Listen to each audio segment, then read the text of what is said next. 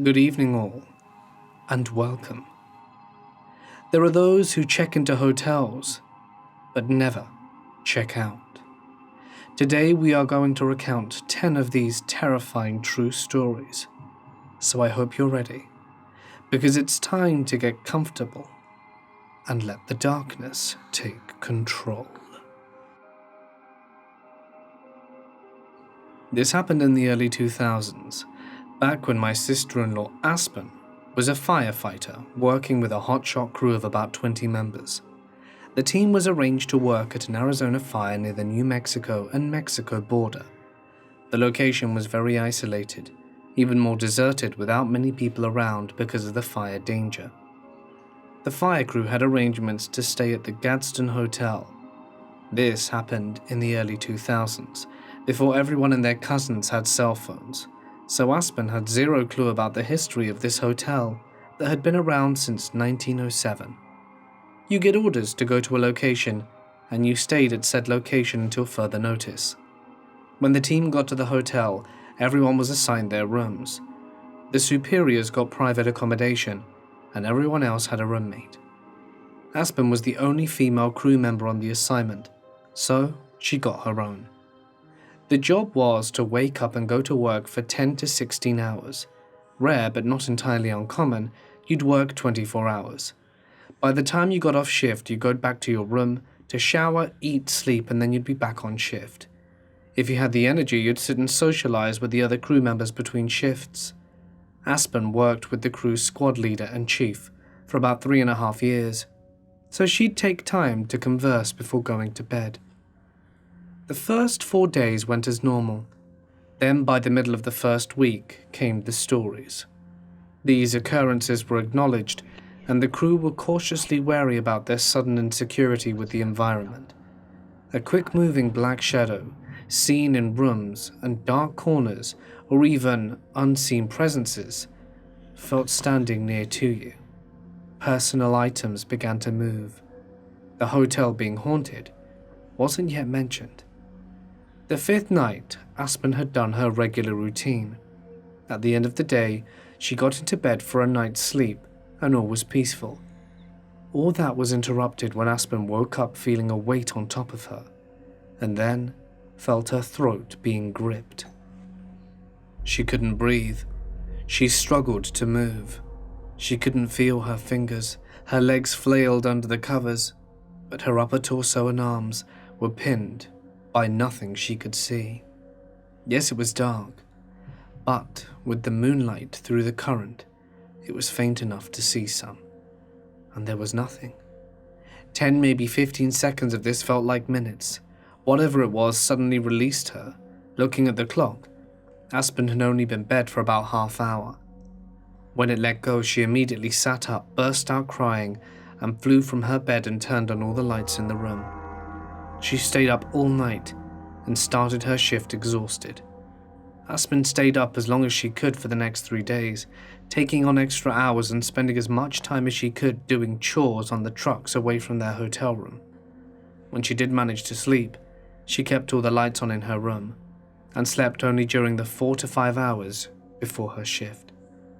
On the 8th day, Aspen stopped in the doorway of a crew member where 3 others were hanging out, just chatting and talking about progress being made and the past few days of being on duty. Mid-conversation, a toiletry bag was flung from the TV stand to the middle of the room in front of 3 other people. Everyone kind of laughed uncomfortably.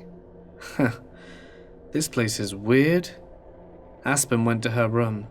She said that night was the worst night she had ever experienced during her stay in the hotel. The air was heavy and had an aggressive tension to it. She stood in the center of the room, afraid to go to bed, but she was so tired she had to sleep. As usual, she flicked on every light in her room, turned on the television, showered, and then laid down in bed. Fighting sleep, she tried to stay up as long as she could, but lost. Next thing she knew, she felt the bed jolt, like someone kicked or shook it from the corner.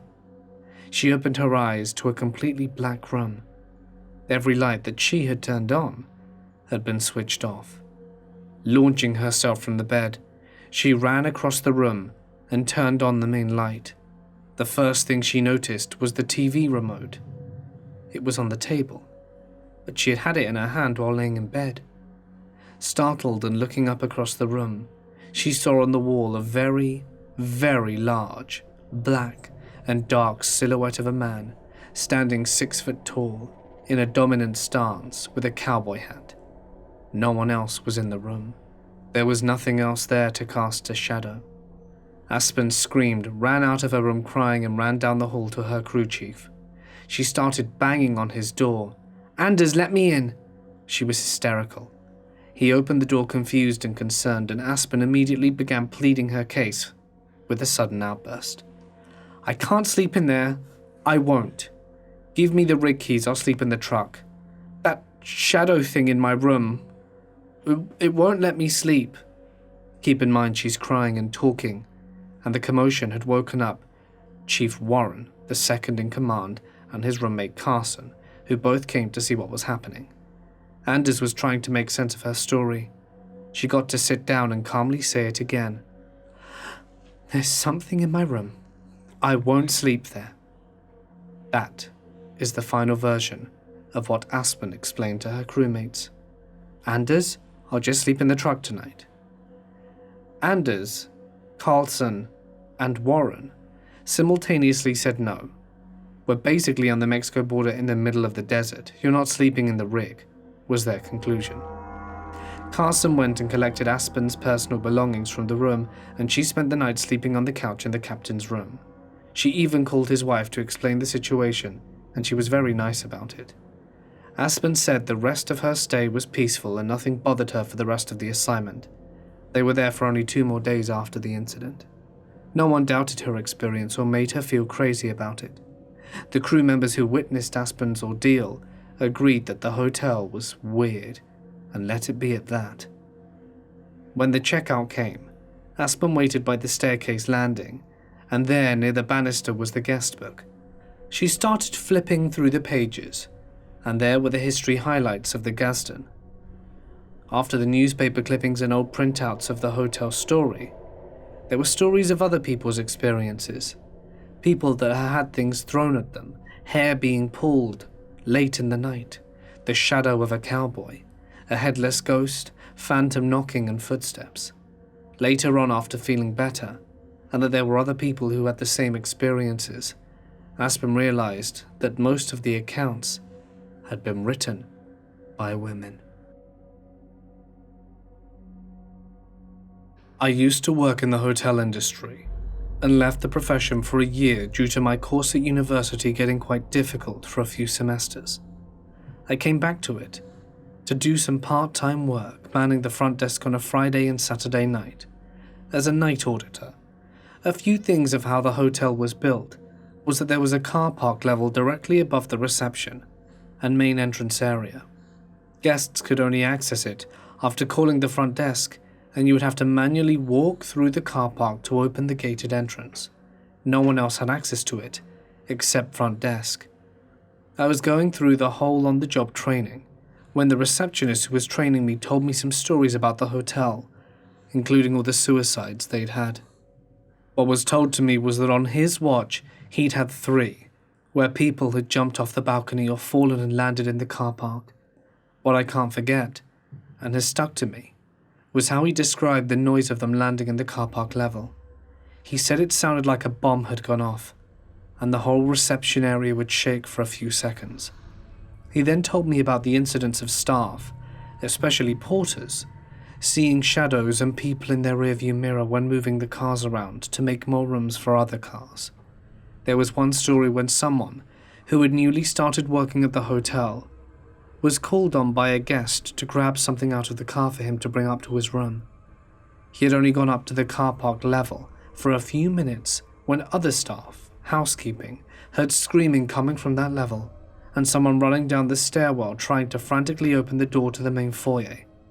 Luckily, there weren't any guests checking in at that very moment, as he had collapsed on the floor screaming that he saw someone walk up to the car and peer into the window while he was searching for whatever the guest had asked him to grab, and when he looked up, he was gone. I'm a people person, so it didn't take me long to work my way up the ladder at our hotel. I loved that hotel.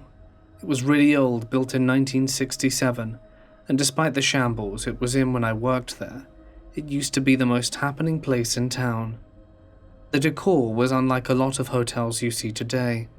Elaborate chandeliers and imported Spanish tiles, and a beautiful handmade stained-glass skylight. A lot of people were shocked our rooms were only $50 a night, but it wasn't long before I realized that something was just off about that place. We had this service hallway that connected our kitchen and storage rooms to all of our conference rooms. It was my first day, and I was taking the tour of the facility with my manager while he showed me around. I noticed how it smelt like a nursing home, like mothballs and death, and it was just unnaturally cold, especially for Louisiana in the spring. The deeper we go down the hallway, I began to feel sick, but I put it off as nerves. But whatever it is in that hallway/kitchen scared the hell out of me for a few weeks.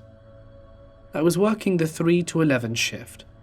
At around 8 or 9 p.m., I went to find a guest some silverware in the kitchen. I was still pretty new there, so after searching for the light switch, I give up and use my phone to grab the silverware. That's when I noticed the sound of footsteps, really fast footsteps. I turn around to see something run right past me into the dark, knocking over the stack of chafing dishes on the prep table. Needless to say, I said screw the silverware and ran the hell out of there, and ended up calling the housekeeper who stayed in the hotel occasionally to grab it from the kitchen. But she said that when she went in, no one was there. No one who worked there wanted to go into that hallway. Even the cook, who would bring her granddaughter with her in the morning to keep her company while she got breakfast started. No one ever knew exactly what was back there. But again, I guess we just didn't want to find out. After that experience, I was sufficiently scared, but curious. I had become friends with one of our elderly breakfast cooks, a little woman in her 70s, we called Mrs. J. She mentioned that she'd been working there since the early 70s, and she began to tell me stories that made me never look at the hotel the same again. The owner was a cheap guy, even when I worked there. He didn't want to purchase actual security cameras for the entire property, so instead, he installed 2 actual cameras in the lobby, one at each entrance, and one by the pool, but placed a mock camera down the hall and by the rooms, giving the appearance of security, when actually they were just plastic boxes. One night, a young lady checked in, stinking drunk by herself at 1 a.m. She requested a smoking room, which are only located in the back side of the property on the 2nd floor. This area also has one of the many blind spots from our cameras. She goes to her room. No one hears from her for the rest of the night, until the housekeeper shows up in the morning to find the woman in the parking lot, covered in blood and whiskey and bloated. Apparently, after she checked in, she continued her binge on the balcony facing the parking lot. She must have fallen off and bled to death in the parking lot.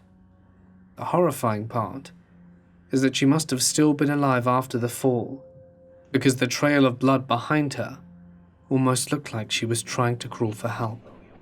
And of course, because there were no cameras, the front desk was blissfully unaware. We always had problems in that wing of the hotel after. Domestic violence cases always came out of that wing. People's tempers just seemed to skyrocket when they stayed there. Another story she told me that I ended up experiencing.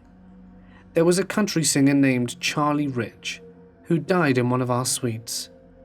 Our suites were located inside the actual lobby facing the front desk.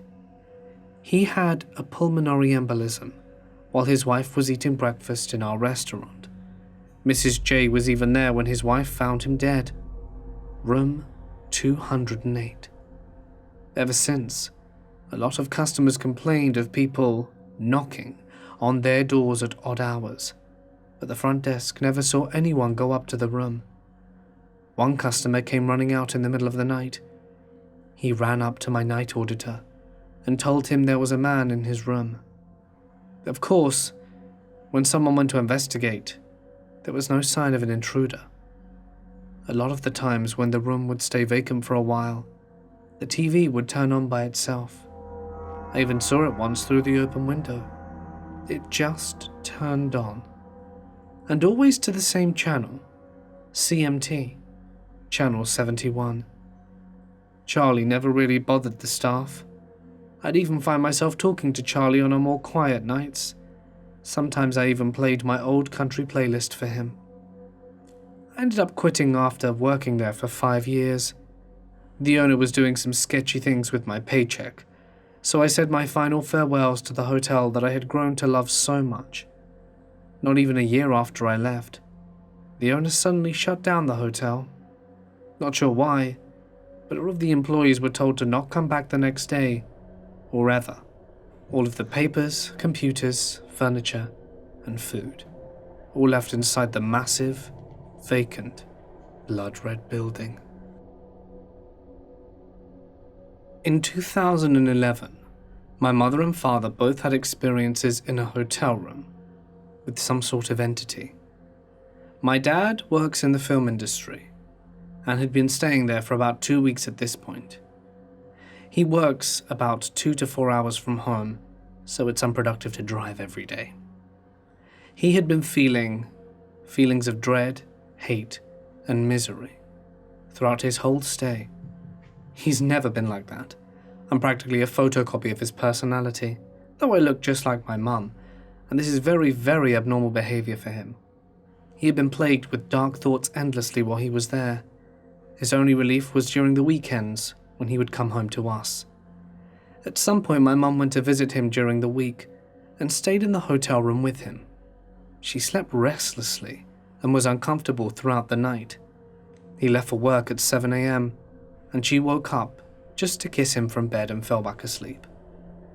Though she said it was strange because she didn't remember actually being asleep or awake. It was just strange idleness. At 7:30 she awoke to a feeling of supreme dread, the feeling of an evil presence. She felt someone pinning her arms to the side and pressing down on her chest as if it were laying on top of her. She thought she was being raped until she opened her eyes and saw that there was no one there. She could almost see something, not physical. It was almost like something was there. People would say this is classic sleep paralysis, and I have my own thoughts about it. She called my dad in tears after that, and he told her about his experiences in the hotel. She left and occupied herself in the city. When Dad got off work, they went to the front desk to change rooms. I'm not sure if the attendant asked or if they volunteered the information, but they explained why, and they were told that they were the 5th set of guests to have moved rooms because of negative paranormal experiences. And after a little bit of back and forth, he revealed that someone had ended their life in that very room. As far as sleep paralysis goes, I believe that rather than a way to explain away and allow for dismissal of the encounter, it's actually a product of encounters. In any case, they were glad to be rid of that room, and as far as I'm aware, the rest of their stay was uneventful. I used to work at a hotel built in the 1800s. I'm a wedding florist, and we often go to the Driscoll Hotel in Austin, Texas. And after the weddings around 1 to 2 a.m., when everyone is asleep, and it's just a skeleton crew of different companies cleaning up the hotel, some pretty creepy stuff happens. I've seen a few women-shaped shadow figures in big dresses at the edge of the front balcony. Sometimes they're sitting on it. Faucets in all the women's bathrooms will begin to run at full power, whether you're looking at them or in the stall. A buddy I have who works there says a couple of kids fell down the elevator shaft while it was being repaired, and you can hear the pair laughing randomly, sometimes in the middle of the day when everyone is bustling about. He said you start to recognize their voices and can identify them, especially if there are no kids in the area. Supposedly, the shadow figures on the balcony are a few different brides who threw themselves off the edge after being left at the altar. I have no clue about the faucets, but it only happens at night times when it's quiet. I've never really got spooked. I'm good as long as they let me get on with my job and wash my hands after using the bathroom.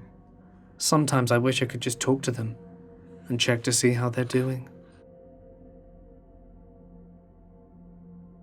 I've been doing security at different places in different cities for years. Every hotel I've worked at had stories from staff about seeing ghosts or having strange things happen. The stories typically claim the ghosts are of someone who killed themselves, someone who was murdered, or a staff member that died. I typically don't believe any of the stories. I can usually tell when someone is full of it, or if they're just repeating a story they heard from someone as their own. I have purposely stayed in spots where people claim the ghosts are seen, and I've never seen or experienced anything that couldn't be explained with wind, bad lighting, or it just being a creepy spot to be in. There is one place that I worked at, however, where it genuinely was creepy, and I did experience something I absolutely cannot explain. Knowing I looked into any possible explanation and can still not come up with anything really creeps me out and has changed my mindset on ghosts or the supernatural. I always wanted to believe they were real. Now, I entirely do. It's just a matter of figuring out when people are making it up, or over-exaggerating, and when they're too blinded by fear to realize the real cause of what happened. So I used to work at a hotel in Palm Springs, California, that used to be Gene Autry's house and property. The property consisted of south and north buildings, where the guest rooms were located. There is a big spa, a ballroom, the Autry house, as well as a maintenance shed and security trailer. All buildings were tied together with landscaping and consisted of large, tall bushes and trees with dirt paths carved through them. Wandering around the paths, you would find grass areas, one with a fireplace, one with hammocks, an area for petanque, a tennis court, 2 pools, and a ping pong table next to an outside bar. The south and north buildings had white hallways with the guest rooms painted blood red. Every time I turned a corner, I thought I was going to see the girls from The Shining. The spa was called PSYC, Palm Springs Yacht Club, and not only had a creepy name, but the decor was dated. I hated going in there. It was super dark, had all kinds of corridors, showers and dark rooms that I had to check. The ballroom was a giant open area with a kitchen attached in the back, as well as a seating area in the front. The place wasn't very scary, and it was easy to lock down. In fact, I'd take my breaks in there to make sure I wasn't being bothered by anyone. I had to go into the Autry house every night, if it was vacant, and make sure it was clean and ensure the lights were off. The house was in a C shape, with the 2 wings being connected by the main room and kitchen. At the end of each wing there was a master bedroom. In between the master bedrooms there was a patio area with sliding glass doors to each room. There were animal skin rugs on the ground, old paintings on the walls, and the faucets in the bathrooms were figures of lion heads. The north main room, top right part of the C shape, was a wall covered in wooden African masks, some shaped like animals, some evil looking with horns. I hated it. I stopped going into either main room because my imagination would run rampant. The rooms had an intercom system on the walls, and I was terrified I'd be in one of the rooms and have the intercom go off. I often imagined that I would look across the patio to the other room and find someone in one of those masks staring at me. There was a maintenance man called Mac that worked there. He was a really cool older guy that I talked to at the time. He was a Green Beret in Vietnam, and I had a lot of respect for him. He told me old combat stories, and we'd speak about life and family. He seemed like a perfectly normal guy, but he always had stories of ghosts on the property. He didn't willingly give the information up, but if you asked, he would tentatively tell you some. The more I got to know him, the crazier his stories sounded. He told me he would see the hammocks start to swing by themselves, and when he'd been nearby changing a landscape light, he told me the tennis court lights would go on and off. He had a story of a female who he would see every once in a while in the ballroom, dancing in a red dress by herself. Another story that stood out was about a person he had seen floating across the pool in PSYC. After the last few stories, I started to really question if Mac had a few screws loose from combat, or if he just liked messing with people. I would really press him on whether the stories were true or not. He was totally adamant they were true, and eventually stopped talking about it. I learned to leave it alone. There were other stories of seeing a female in a green shirt in the bathroom mirror. Actually, one security guard quit one night. He said he came out of the bathroom and saw a woman in a green sweater staring at him next to the bed. Not saying anything, he ran out of the room and quit immediately. I know that part is true, because I had to cover his shift. One last story I remember sticking out was from a guy in room service. He told me he was delivering an order to Autry House one night. He took the path that passed the Penticott Court, and he dropped the food off and began to walk his way back. As he was passing the court, all of the chairs were lined up across the pathway, blocking him from walking past. The court has soft sand, so you can tell when someone has been walking through. He said he didn't see any footsteps. He put the chairs back and stopped walking that way. But this is now my experience. One of my duties for the night was to go into each vacant room to ensure all of the lights were off, note if the rooms were clean or dirty, and ensure the windows were locked, and make sure the air conditioner was set to 75. Sometimes you would walk into a room, and the phone on the nightstand would turn its speaker on, and it would start crackling. I always chalked this up to it just being an old phone and bad wiring, and I wouldn't get too scared if I told myself that while I did my job. Well, one night, I was checking the rooms in the north building on the second floor. I was going into room 46N. All of the lights were on in the room, which was typical. I started turning all of the lights off, starting from the left side, going around to the right, where I would end at the bathroom. The bathroom had two French-style doors that open outwards into the room. The left door was partially closed, and the bathroom light was on the other side. I opened the door outwards, all the way to the wall of the room. I reached it and turned the light off. I took a step towards the entry hallway of the room. I always kept the light on so that I could see my way out. I noticed the room was freezing. This did not seem strange to me. Sometimes housekeeping turned the air conditioning down to the 60s while they were working in there if it was hot. I reached up to the thermostat next to the bathroom. Before I could touch the thermostat, the bathroom door I had opened slammed shut so hard the walls shook. You need to understand these doors only had hinges and a simple locking device near the handle. No springs or arms attached. The doors were made of very light slated wood. If I threw the door open as hard as it could, it would not have slammed. I ran out of the room so fast, it took me only 3 or 4 giant steps, and I opened the door and ran through it into the hallway. As I was pulling the door closed, the deadbolt ejected out of the door and slammed into the door frame. I was terrified, but I wanted to close the damn door. I dreaded having to do it, so I reached in and quickly turned the switch and closed the door. I was so surprised by what happened I was tearing up.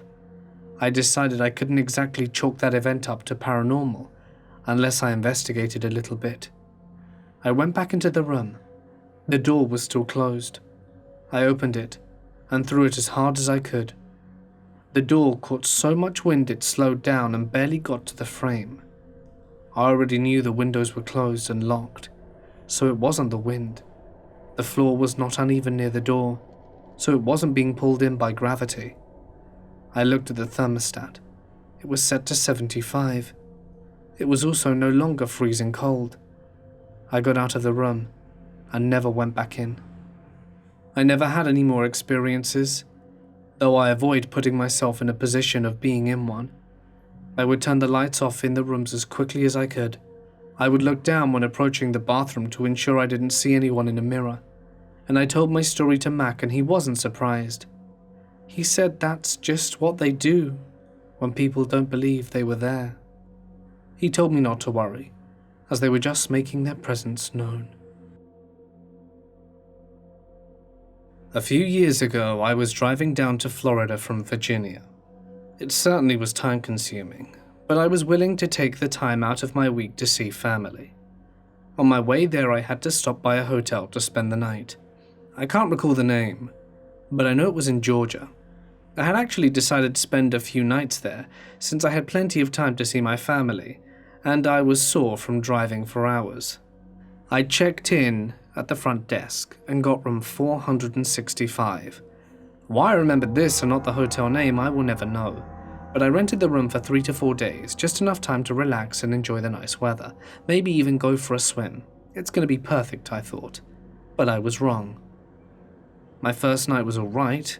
The entire day was normal as always, although it was really hard to sleep. I tried to go to sleep around 10ish, but I didn't manage until about 3 a.m. The hotel must have been old, because throughout the night I kept hearing creaking noises. Not just that, but the people above me must have been energetic, because I kept hearing their loud footsteps throughout the night. I don't remember how I went even 5 minutes without opening my eyes, but I did and I fell asleep. I was wondering if I should make a complaint about the noise, but figured it would be best not to, since it was my only and first night there. When I woke up, the room was a bit messier than I remembered it, but I was tired. Maybe I imagined it. I got out of bed and walked over to the bathroom to get my morning shower.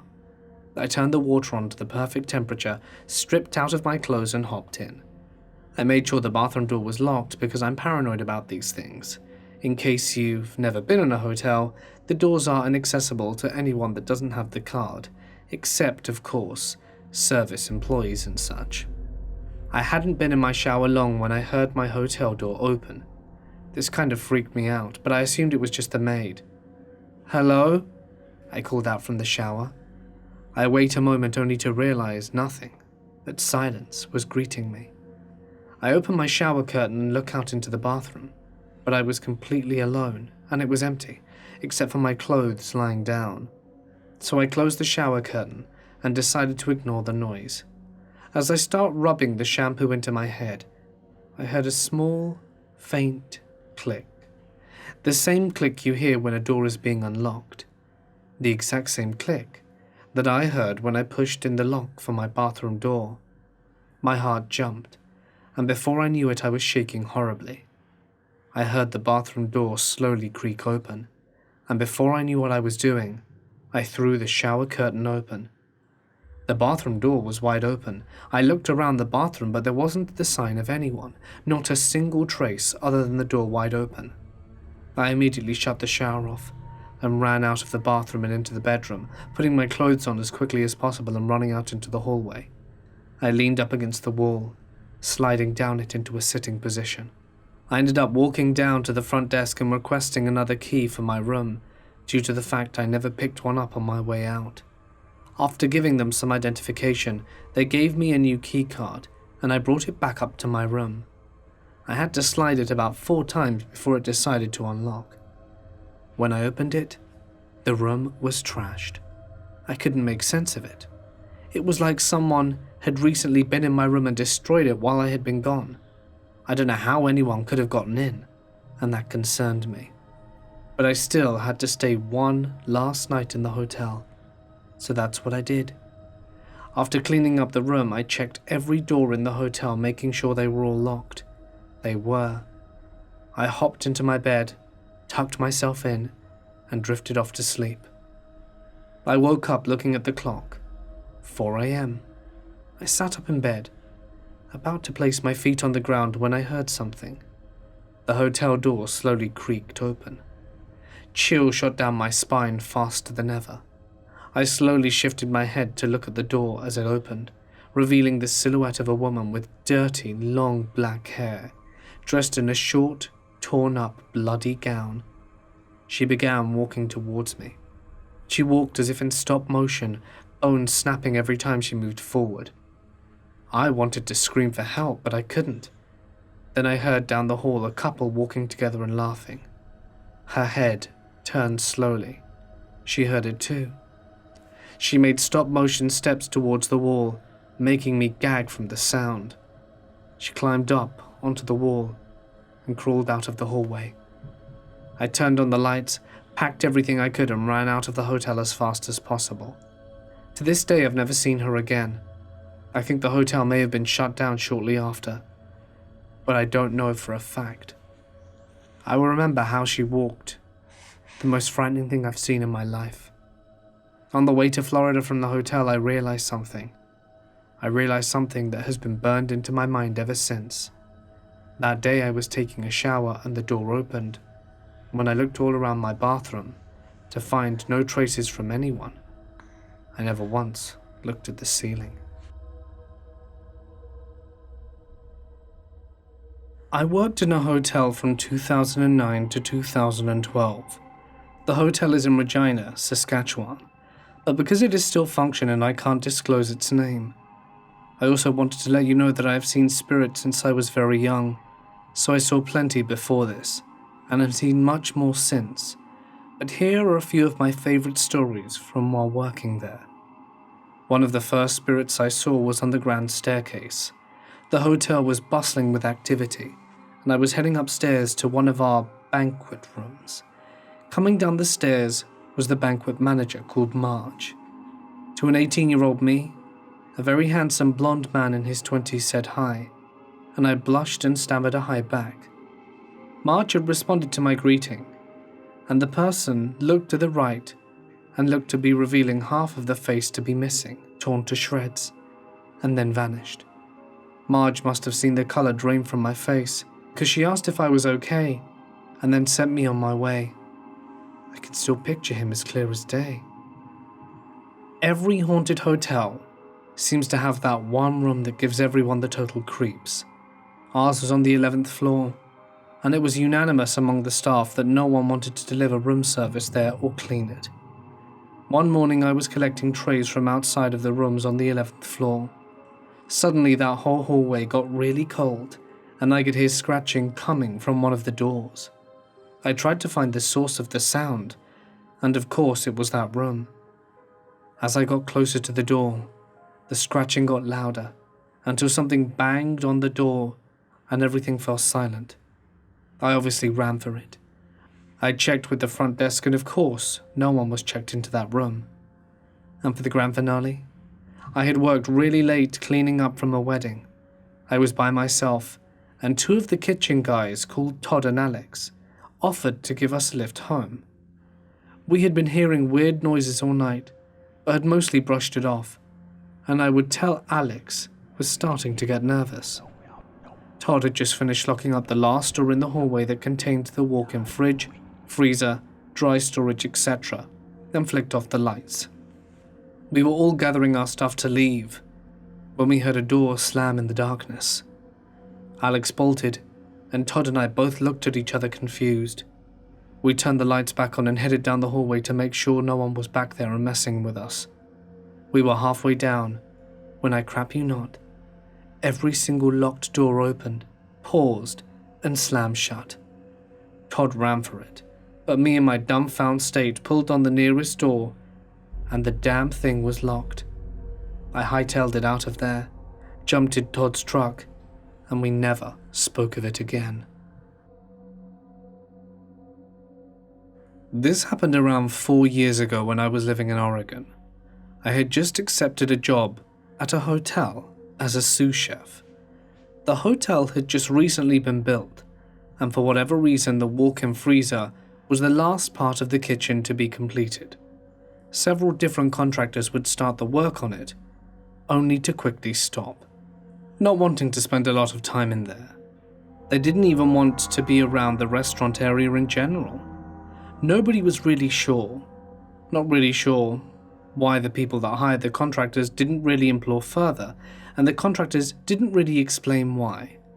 Anybody who wasn't a guest or employee seemed to act skittish or anxious while there. Fast forward a month or two, and the freezer was finally all built and operable. Good timing, because we were to cater the services for a couple of the contractors who had finished up work on our freezer.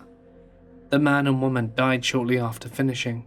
I think it was under strange circumstances, like carbon monoxide poisoning in the garage or something. Anyway, back to the weird thing with our freezer. It was around March when this happened. A young girl was just hired to help in the kitchen. She was working towards being a pastry chef for the restaurant, but first, she had to just get her foot in the door. I liked her. She was really serious in the kitchen, but she was really cool elsewhere. It was good to be able to switch like that. One night we had somewhat of a rush before closing. If I remember correctly, we closed at around 9 or 10, and I had to relocate to the bakery/dessert section for the remainder of the night, since dinner wasn't being served anymore. And I had invited her to join me, so she could learn a little, and I could assess her skills. We were the only employees still there that night. Slow night, so I let a couple of people go home. We had to make about 20 mousse desserts, and then we were done for the night. I showed her how to make them, watched her make a few, and then we went to the dining room to talk to a few customers. I returned maybe 15 minutes later and all the desserts were made, and they looked rather good. She was nowhere to be seen, so I took the desserts out to the customers and promptly returned to shut down the kitchen for the night. About 10 minutes later, I was basically done in the kitchen, and I just had to check the temperature of the refrigerator and freezer. I hadn't seen my employee in this time, but didn't think much of it. I found her on the freezer. She was on the floor under the bottom rack in the fetal position. Something made me not even call her name or really investigate. I just quickly tried to pull her out from under there. Her body was already ice cold and blue.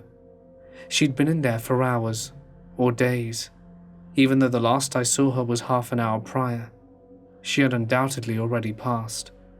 I called 911, told them everything, and had to go to the main office to check security tapes.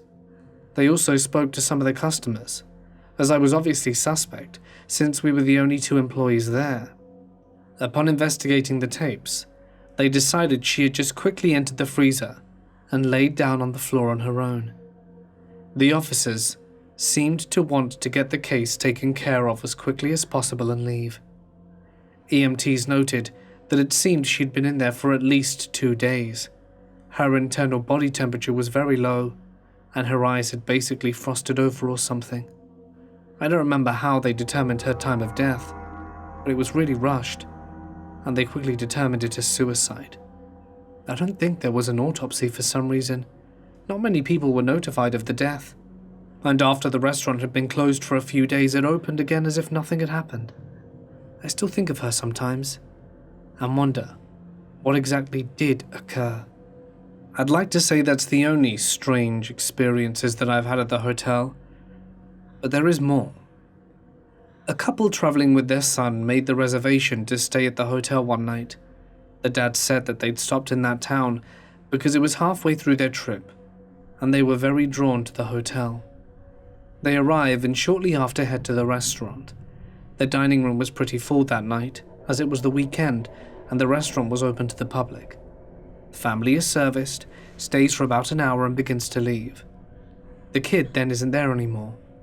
Both parents claim it was really confusing and freakish because in the span of just a few minutes having their plates cleaned and the bill paid, he silently slipped out and neither parent noticed.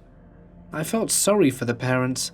They seemed genuinely confused, but kids wander off all the time, no big deal. The waitstaff and other staff were approached by the not yet frantic parents, but no one had been able to recall see a young boy walking around on his own. The dad was escorted to security to see if they could help find the kid. The mum stayed in the restaurant in case he returned and remained nearby so that he could find his way back. I remember this part particularly well because the guy working security cameras seemed really weirded out and we would talk about it pretty often. He had a stroke about a year later, which was a shame because he was one of the smartest guys there and he knew a lot about the weird stuff that happened. So he was reviewing the security tapes with the dad. The view of the family in the dining room wasn't the best, but you could see them. In the time the couple said their son disappeared, they were seen talking to him as he slowly inched off the booth It looked both natural and weird, like when a kid doesn't want to go somewhere alone or something. The dad insisted neither him or his wife remembered it happening like that. They had both been talking to him at the time. Had he slipped their minds, perhaps? In their initial story, they said they'd both been talking to him, and they were focused on paying and wrapping up and whatnot. In the tapes, they were talking to him and watching him leave. According to the tapes, about 2 minutes after him leaving, they started to look around. It's as if the past few minutes hadn't happened, or they'd just forgotten and noticed something was off. Weird differences in their memory versus the record. Most people get to the hotel by crossing a bridge. It's a really beautiful but slight bridge. I love crossing it. It's about a 10-minute walk from the hotel. Anyway, about an hour and a half goes by after the kid goes missing, and an older couple were crossing the bridge. On the furthest side from the hotel, they saw what they thought was an animal stuck between posts under the railings. They discovered it was the boy. He was deceased. He wasn't seen by any person or camera between walking away from his parents and being found. 911 was called. He was clinging to the post under the railing, like he was trying to crawl to the other side, only using his arms to pull himself along. When CPR was started, a significant amount of water was released from his lungs, and his official cause of death was drowning, even though the body was dry and he was found on the bridge, not in the water below. No theories have been presented as to how he could have drowned in the water below, pulled himself up across the bridge, and dried off in that time. Both parents go to their room early in the morning to collect their things and get a little bit of rest. They were offered almost a full week's free stay so that they could get everything figured out. Security guy goes to check in on them and find their room devoid of any sign of their stay. They were gone without a trace, not seen by anyone. The employees are now the only people that seem to remember the incident, since the police basically let it slide and forget. Nobody at the local station will admit to it happening. It's almost as if it never happened. It's definitely one of the more chilling things that happened to me while I was there. I hope you all have happier hotel stays wherever you go. This happened a while ago. It was a series of odd and strange events that really made me question our stay at this particular establishment. Let me take you back. My boyfriend and I wanted to go to a rural cabin. We were quite excited about it. We were going to Estes Park, Colorado. We left the night before at about 8 and arrived at 10 a.m. When we arrived, we thought it'd be best to change our check-in time, as we were there a whole 5 hours early. And after speaking with someone, it was established that we could. Our lodge was about a 15-minute drive up in the mountains in the middle of nowhere. The place was family-owned. We arrive at the lodge, and it's empty.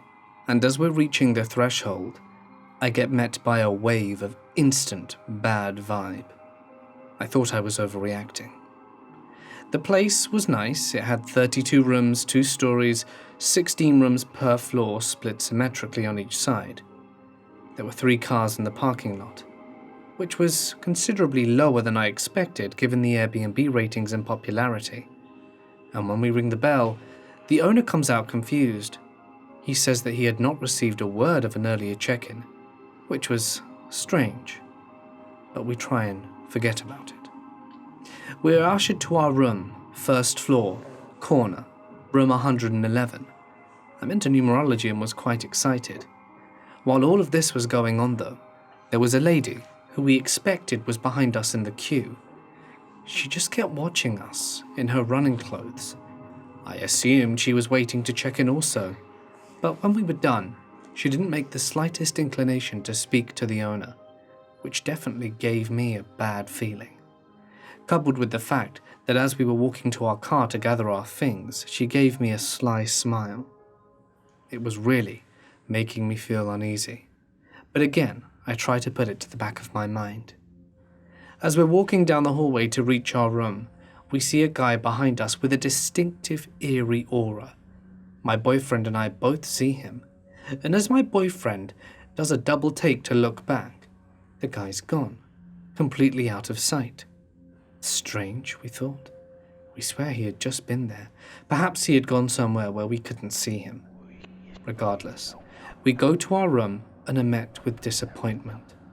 Not only was the beautiful view of nature, as I had expected, been taken from us and replaced with a view of the parking lot, we also had no amenities as promised, and the deadbolt had been removed. The bad vibe that I had had initially was intensifying. Trying to make a bad situation good, we decide to grab some snacks and stuff, make our way to the grocery store, and then hike a trail, where we find a clay-built structure with an old fireplace remains, and a Native American man starts talking to us. Although he was nice and we spoke to him for a good while, he kept asking us where we were staying. We found this odd and didn't want to say it, but after he asked us for the third time, the bad vibe worsened, and we decided to say our goodbyes and get out of there. When we get back to the lodge, the feeling doesn't go away. We were starting to feel uneasy. When we get back to our room, the bad feeling hasn't dissipated. We're just chilling in there when all of a sudden the door starts to shake, as if someone was trying to open it. My boyfriend opens it, and there's a woman there. "Oh, I'm sorry, I didn't know anyone was in here." And she panics and runs off. Allegedly, she was trying to test the key, which we find strange. I'd understand it if they did this before check-in, but we had certainly passed the elapsed and expected check-in time, so it was getting even more sinister in my mind. But we were trying to brush everything off. After a while, we decided that it'd be best that we look for a new place. And as we're looking, we hear a click. It's coming from the door. My boyfriend reaches his hand out and goes to open it, but it won't open. It's almost like it's locked from the outside. This is the strangest thing. He tries with all his might and he can't open it at all, no luck. At this point, I am now starting to panic. We're locked in our room, from the outside, and we are aware that employees can get into our room from inside the lodge. We go outside and try and open it from the porch with no luck. I go to the car and FaceTime my mum to explain what's going on, and that it's very, very creepy, but she wasn't buying it. We had just about hit the creepy limit at this point, and as we start to pack our stuff away, I feel something underneath my feet. There's a rug. My boyfriend pulls it back. It's a hatch. He opens it up and it goes down to the garage space right under our room. At this point, we're done. We get everything back into the car, check out early, and get out of there as quickly as we can. While waiting in the car, it was the longest 5 minutes of my life waiting for him to return. Everything about that place was super sketchy. The bad vibe, the weird woman, the disappearing people, being locked in with no explanation. I really wasn't feeling it. I think there was something off about that place. Hey guys, it's Mort here, and thank you so very much for listening. I hope you enjoyed tonight's Haunted Hotel installment. If you did, please be sure to let me know in the usual way. This video has some of my favorite hotel stories. The one about the Red Brick Hotel, that one's one of my favorites. Really creepy. And a few others splashed in there too. Which was your favorite story from tonight? I really appreciate all of your support, so thank you to everyone who watched till the end. It means the world to me. And I'd like to extend an extra big thank you to my members, patrons, and supporters on Ko-fi, whose names can be seen on screen. You guys are amazing. Thank you. All your help really helps keep everything ticking over smoothly here. So thank you. Yeah, I hope everyone's having an excellent Monday. My voice now sounds really raspy. So, there's that. That's fun. But I hope everyone's doing really, really well. Thank you so much for stopping by. Don't forget that tomorrow I'm going to be live. I'll post a community post just before on a YouTube channel that I've linked. So yeah, telling some scary Thanksgiving stories live. If you'd like to tune in, the link is in the community tab. But for now, it's time to say adieu. Stay awesome, and I'll see you in the next one.